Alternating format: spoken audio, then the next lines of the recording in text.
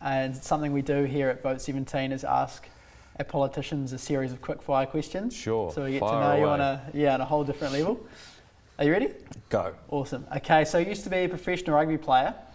What's your best memory of rugby? Well, I wasn't a professional rugby player because I'm old enough to have played in the era before professionalism. So I retired in 1995 or 6, and that was about the year it went professional. But my best memories are certainly kicking a rugby ball around the world. I played a season of rugby in Scotland in the national second division there in a city called Dunfermline, and that was just one of the most amazing experiences I could ever have.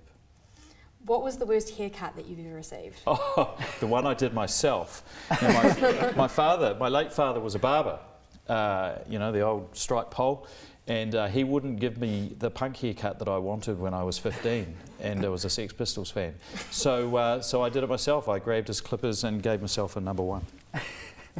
Okay, if Prime Minister Bill English were to make you a pizza, would you eat it? Yes, I would. And this isn't being sycophantic. I have unashamedly put spaghetti on my pizzas. Oh. I know. What about pineapple? Yes. Sorry, yes to both of those. You're in the right party there. Yes, exactly. Do you think that Julian Savea should have been dropped from the All Blacks for the Rugby Championship? It's the most important line question. ball call, but look, if he wasn't performing, that's what happens. It's a bit like politics, really, isn't it? I mean, we're all going to be examined by the public in 6 weeks, and if we're not performing, we'll probably be dropped as well. Well, Matt Todd, what more does he have to do to make the All Blacks?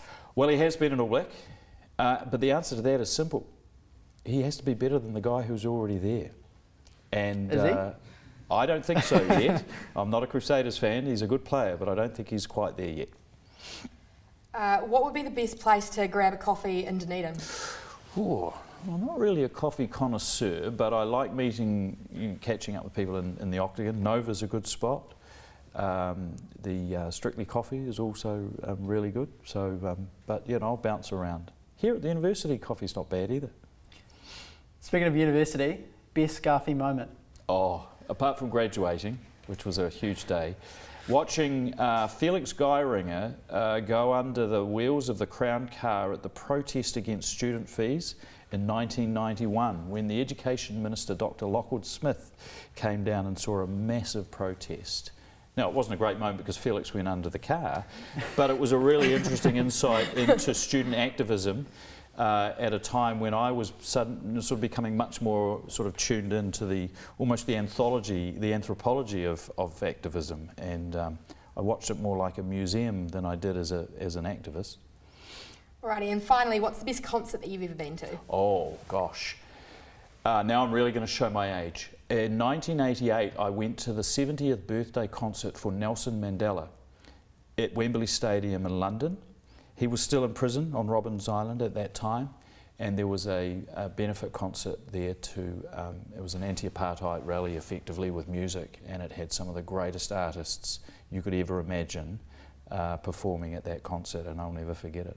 Who are we talking like big names? Oh, it was opened by Sting, it had the Rolling Stones, Simple Mind, all the 80s bands that I love, U2, you name it, they were all there, just lining up. Phil Collins and Genesis. It was pretty awesome.